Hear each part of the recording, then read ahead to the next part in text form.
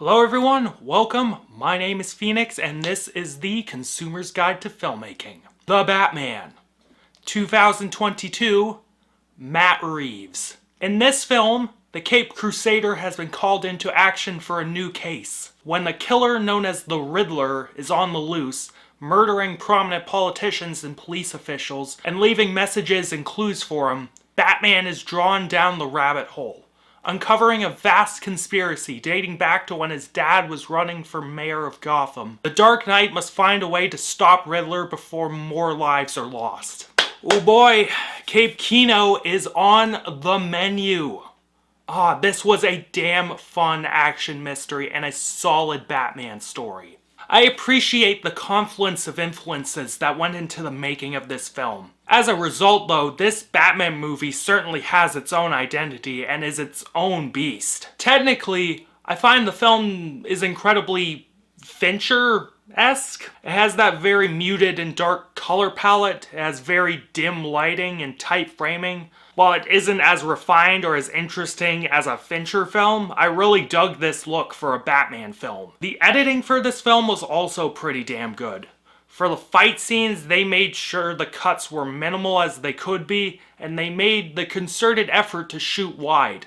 The choreography was awesome, and Batman was just fucking everyone up with his brutal fucking attacks. I never got nauseated by the editing, and it was really good. The score and soundtrack for this film was really good as well. Despite its obnoxious use in the trailers, the song Something in the Way by Nirvana was used in this film really well. And the very angsty vibes that this Batman gives off at the beginning and the end are well matched with this very somber song. The original score gives me vibes from the Tim Burton movies, the animated series, as well as the Arkham games. The main motif for this film is this booming two-tone horn riff that truly makes Batman feel larger than life. All the variations on this motif and the tone of it give Gotham and the story this sort of epic and gothic feel. The costumes, the special effects, the stunts, they were all really fun. It was just great. Rob Pat and Zoe Kravitz blended in with the doubles well, and it looked like they were able to learn some decently complex choreography. There's lots of shit blowing up in this film also, especially during the car chase sequence. The Batmobile looked fucking tight, and while it may not have been Christopher Nolan levels of destruction, it got the job done. In terms of specific costumes, Batman's suit in this film looked really cool. It reminded me a ton of the suit from Arkham Knight, and it was really sleek.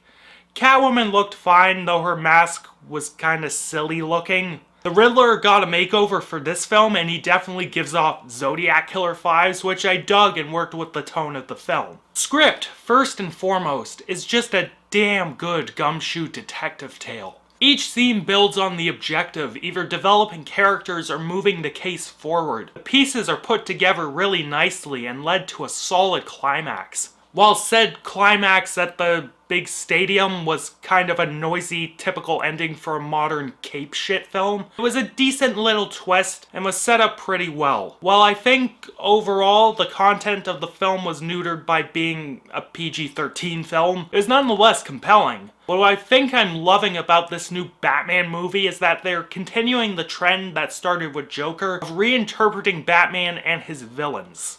In a similar vein to the Joker, the Riddler, aka Eddie Nashton, is presented as a victim of Thomas Wayne's bourgeois avarice. Nashton was stuck in an orphanage that was promised a major influx of revenue from Thomas Wayne's infrastructure program. However, after Wayne's death, the money got tossed around and the only orphan that got any attention was Bruce Wayne. Nashton resented this, and just like Arthur Fleck, decided to give Gotham and the Wayne family what they fucking deserve. Just like the Joker, people started gravitating towards him and cheering him on as some form of counterculture rebel. Riddler ends up using these followers to form a militia to take out the mayor and other elites in one fell swoop. He becomes a symbol of political rage, much like the Joker did. Batman in this film gets a decent arc though.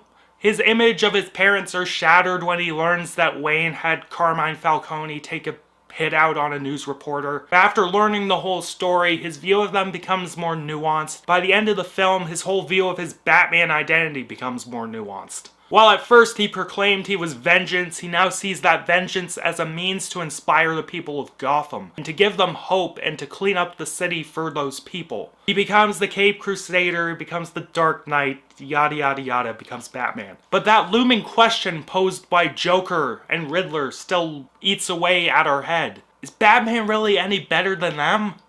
This trust fund kid using his money to beat up the poor and disenfranchised, those who have no choice but to turn to crime. In this film, we see Robert Pattinson giving a damn good performance as Batman and Bruce Wayne. For this sort of year one, year two sort of story, this angsty loner Bruce that was full of dread and anger was given a good breath of life by him. He made you feel that angst and emotion well. While Catwoman did have a moment where she turned into a fucking Reddit tier woke caricature and spouted buzzwords for a hot second, Zoe Kravitz, at her best, was a good Catwoman.